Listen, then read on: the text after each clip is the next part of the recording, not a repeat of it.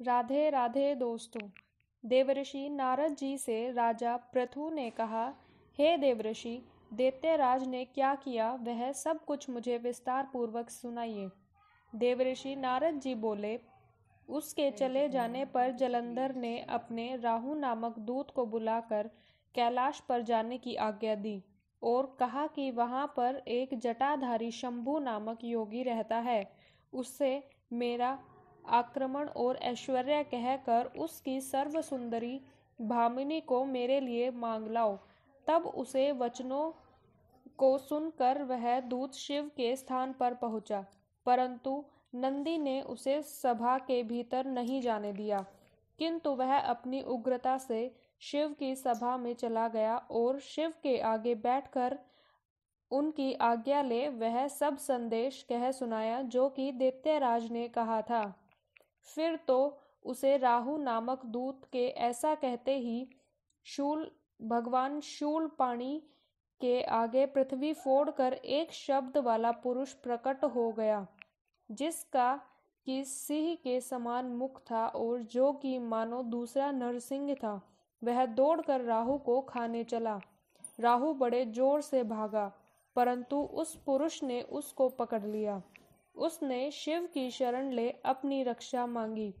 शिवजी ने उस पुरुष से राहु को छोड़ देने के लिए कहा कि मुझे बड़े जोर की भूख लगी है, मैं क्या खाऊं?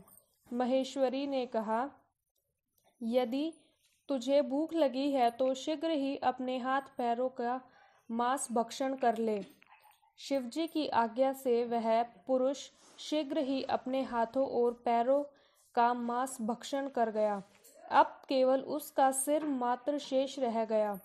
तब उसका ऐसा कृत्य देखकर शिवजी ने प्रसन्न होकर उसको अपना आज्ञा पालक जानकर उसे अपना परम प्रियगण बना लिया और कहा कि मेरी पूजा के समय अब तेरी भी सदैव पूजा होती रहेगी और जो तेरी पूजा नहीं करेंगे वह मेरे प्रिय नहीं होंगे। शिवजी से ऐसा वर पाकर उस पुरुष को बड़ी प्रसन्नता हुई। उस दिन से वह शिवजी के द्वार पर सतकीर्ति मुख नामक गण होकर स्थिर रहने लगा। राजा पृथु ने कहा, हे नारद जी, यह तो आप महाप्रभु शंकर की बड़ी अद्भुत कथा सुनाई है। कृपा कर आप अब यह बतलाइए कि उस समय राहु उस पुरुष से छूटकर कहाँ गया।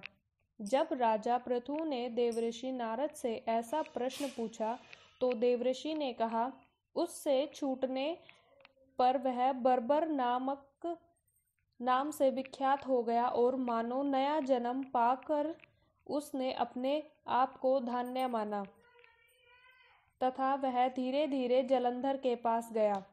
वहां जाकर उसने शंकर जी की चेष्टा कही। उसे सुनकर दैत्यराज को बड़ा क्रोध आया और उसने सब दैत्यों की सेना को सजाने की आज्ञा दी।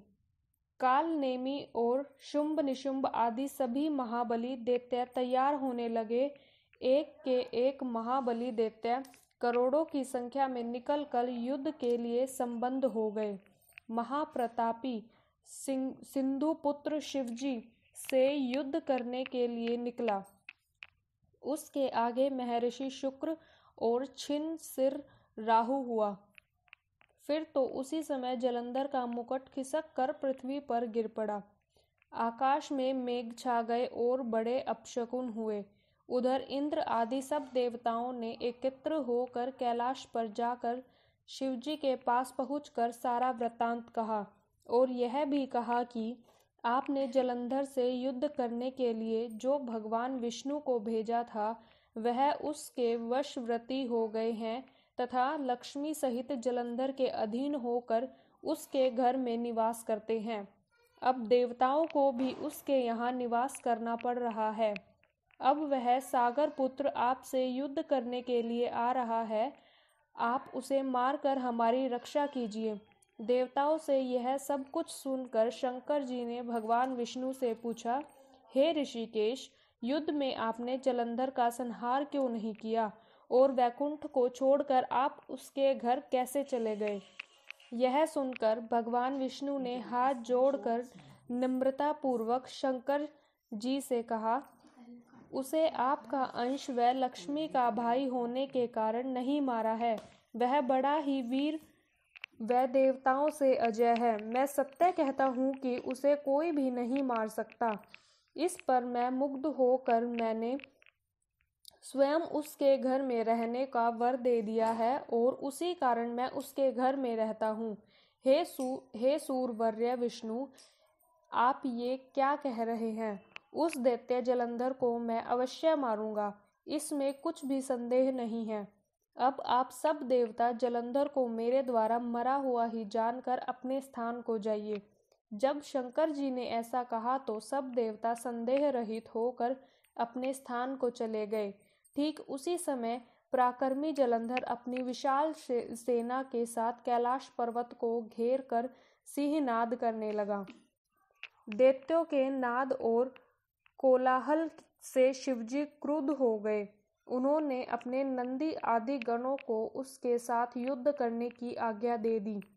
कैलाश पर्वत के समीप भीषण युद्ध होने लगा। दैत्य अनेकों प्रकार से के अस्त्र शस्त्र बरसाने लगे। मेरी मृदड़, शंख और तीरों, हाथी, घोड़ों और रथों के शब्द से पृथ्वी कांपने लगी। युद्ध में कट कर मरे हुए हाथी, घोड़े और पैदलों का पहाड़ सा लग गया, जिससे कि युद्ध भूमि और भी अगम्य हो गई।